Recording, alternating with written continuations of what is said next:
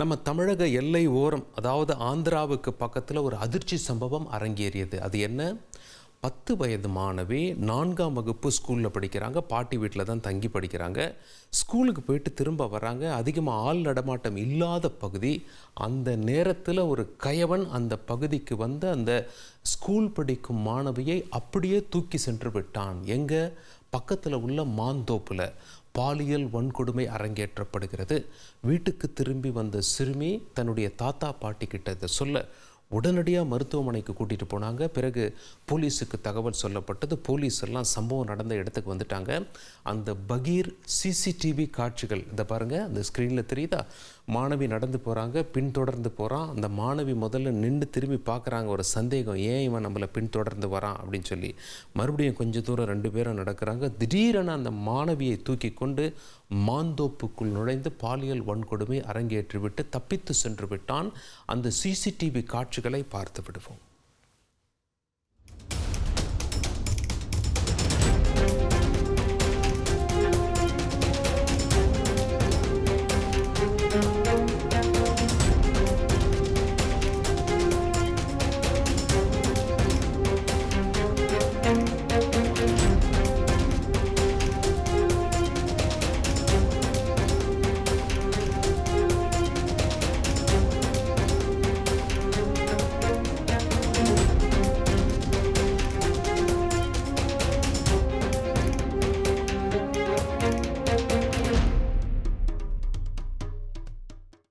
சம்பவம் நடந்து 5 நாள் ஆச்சு. இன்னும் அந்த குற்றவாளியை பிடிக்க முடியல, தப்பிச்சு ஓடிட்டான். போலீஸார் என்ன சொல்கிறாங்க அப்படின்னா, அது ஆந்திரா பார்டரில் அமைந்திருக்கக்கூடிய தமிழக பகுதி என்ற காரணத்தினால் குற்றவாளி ஆந்திராவுக்கு தப்பித்து செல்லக்கூட வாய்ப்பு இருக்கிறது. ஆந்திராவிலையும் எங்களுடைய தனிப்படைகள் தீவிர தேடுதல் வேட்டையில் ஈடுபட்டு இருக்கிறார்கள். தமிழ்நாட்டிலும் தீவிர தேடுதல் வேட்டையில் ஈடுபட்டிருக்காங்க அப்படின்னு சொல்லிட்டு போலீஸுக்கு ஒரு க்ளூ கிடச்சிருக்கு. மிக முக்கிய க்ளூ. நம்ம இப்போ டிவியில் அந்த க்ளூவை பற்றியெல்லாம் ரொம்ப சொன்னோம்னா அந்த குற்றவாளி இந்த நிகழ்ச்சி கூட பார்த்து கொண்டு இருக்கலாம். இல்லைனா யூடியூப்லேருந்து வீடியோ எடுத்து அனுப்புவாங்க, உஷாராயிடுவான். அந்த எவிடன்ஸை அழிக்கிறதுக்கான வாய்ப்புகள் அதிகமாக இருக்குது. அதனால் தகவல் சொல்கிறோம் அப்படிங்கிற பேரில் எல்லா தகவலையும் சொல்ல முடிவது கிடையாது.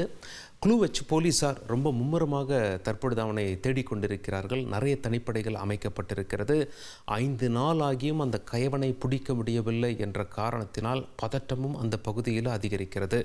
ஒரு பெண் குழந்தைக்கு 10 வயது தான் ஆகிறது. 4ஆம் வகுப்பு படிக்கும் ஒரு சிறுமி.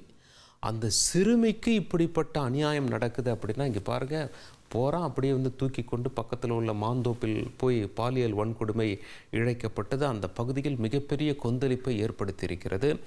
சிசிடிவி காட்சிகள் இருக்குது. அவனுடைய முகம் தெரியல, ஆனால் தலை, உடல், அந்த உடல் அசைவுகள், அந்த நடவடிக்கை எல்லாம் தெரியுது. அதை வைத்து போலீஸார் இன்னொரு மிக முக்கிய க்ளூவையும் வைத்து போலீஸார் தற்பொழுது அவனை தேடி வருகிறார்கள்.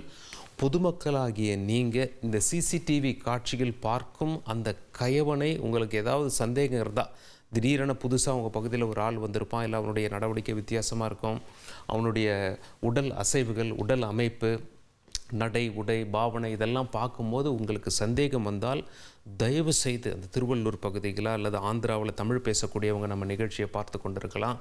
தயவு செய்து போலீஸாருக்கு தகவல் சொல்லுங்கள். ஏற்கனவே 10 பேரை பிடித்து போலீஸார் விசாரித்து வருகிறார்கள்.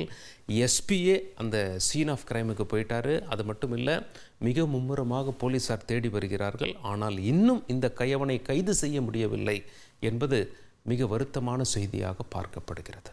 ட்ரெண்டை ஃப்ரெண்ட் ஆக்கிக்கோங்க. தந்தி டிவியின் சப்ஸ்கிரைபர்ஸ் அண்ட் ஃபாலோவர்ஸ் குடும்பத்தில் நீங்களும் இணையுங்க.